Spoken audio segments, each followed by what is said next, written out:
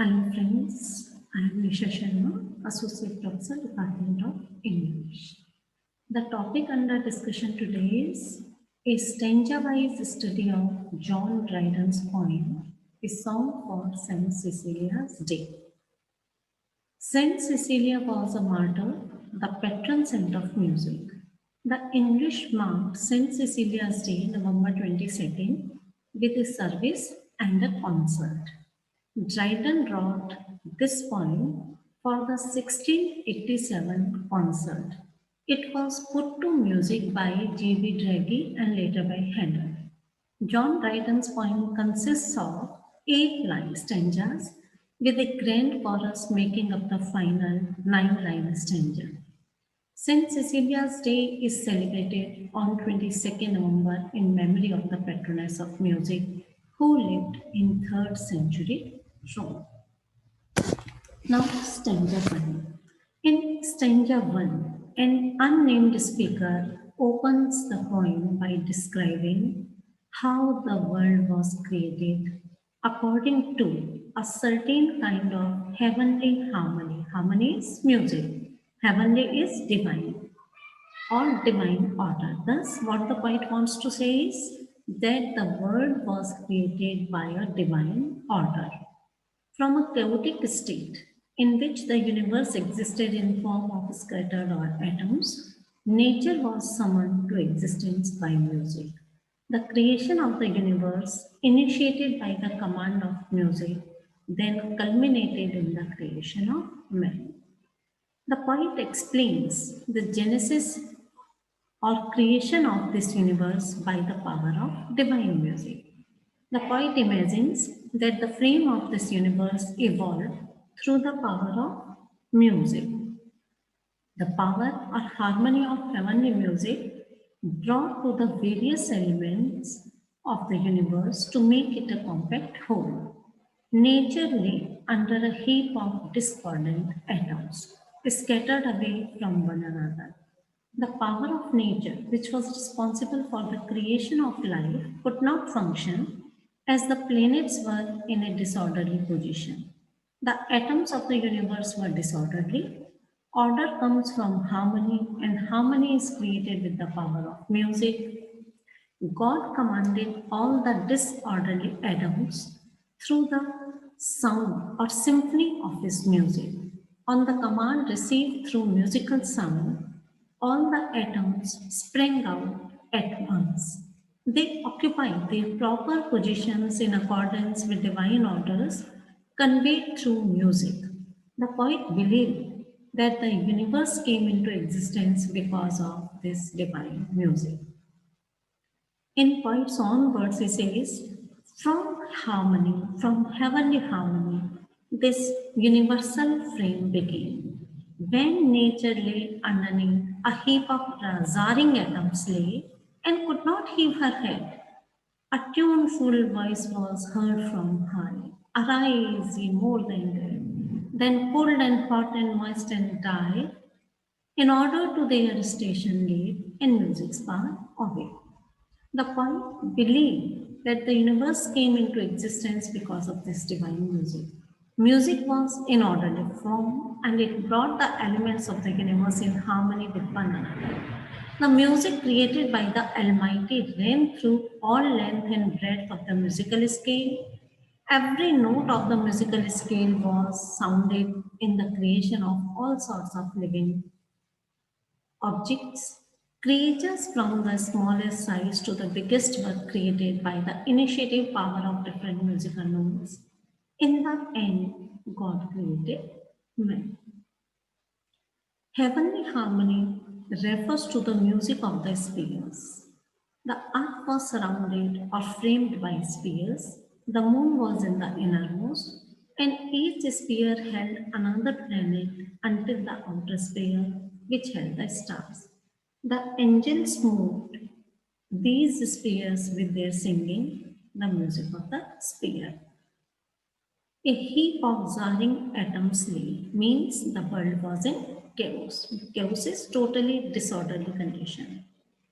In line 5, there is a reference to creation. Line 6, 7. The term refers to the four elements. The music creates the world from cues. Cold is earth, hot is fire, moist is water, dry is air. So these are the elements which constitute a body, even human body. Singing is a form of speaking. So Dryden's assertion that heavenly music created the universe is an extension of Genesis 1 and John 1, which depict God as creating the universe through his word. Diapason.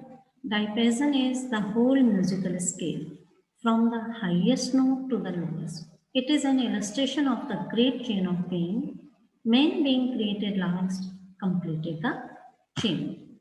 We can understand diapason as the seven notes of sargam. Sa, re, ga, ma, pa, tha, ni. So, on this musical scale, the last creation, or the we can say perfect creation, was man, and this description is also scientifically accurate. Second stanza. Jubal, the father of music. Then Dryden points at the importance of music. He says that music can generate and also calm down the feelings which man's passion cannot do. When Jubal, the father of music, sounded the strings of his string musical instrument and produced music, his brothers and sisters were captivated on hearing that sweet music and stood around him to listen to that music. They thought that instrument to be something divine, which could produce music of divine quality.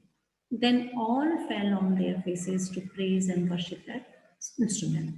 Fell on their faces mean they started prostrating, जिसे हम हिंदी में दंडवत प्रणाम करना कहते हैं. That instrument was made from a big shell. Shell is hard surface, जैसे tortoise का head होता है. The instrument like guitar, sitar, which have a wooden hard surface, that is called shell. They imagined that there must be some god inside the shell because such music could only be created or produced by the god. Jubal refers to the biblical character who is regarded as the father of music. His invention of the lyre encouraged listeners to make connections between music and the divine. The speaker references Jubal, a figure in the Hebrew Bible who was said to be the father of all who play the harp and flute. When he first introduced music, his peers felt that something heavenly, godlike, or celestial existed within the sounds that they heard. In the opening stanza, the poem's speaker relates, using past tense, the role of music in the creation of the world. It lay dormant until the tuneful voice was heard from high, and the world became unliving. In the final diapason of the heavenly harmony, mankind was created. And line number 16, the second stanza moves from celestial to terrestrial harmony. Human music started with Jubal. The second stanza asserts that nothing exists that music's passion cannot raise or well. Line number 24. This line sets up the next several stanza. Music arouses passion within us. He then goes on in the following stanzas to catalog the types of music and their respective passions. Now we'll discuss one by one power of the music of different musical instruments. First is trumpet and drum. Dryden goes on to explain the effect of the tunes of different musical instruments on the psyche of man. The sound of the trumpet and the drum is loud and harsh. The notes or rhythm of these instruments raise the feelings of anger and fear. These encourage men to take up arms to fight or wage war against their enemy. The repeated sound produced through the beating of drums attract attention of people.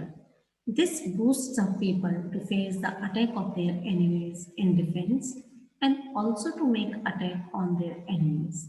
This sound encourages people to make use of weapons. Next is flute. The poet then describes the effect and quality of flute sound or its music.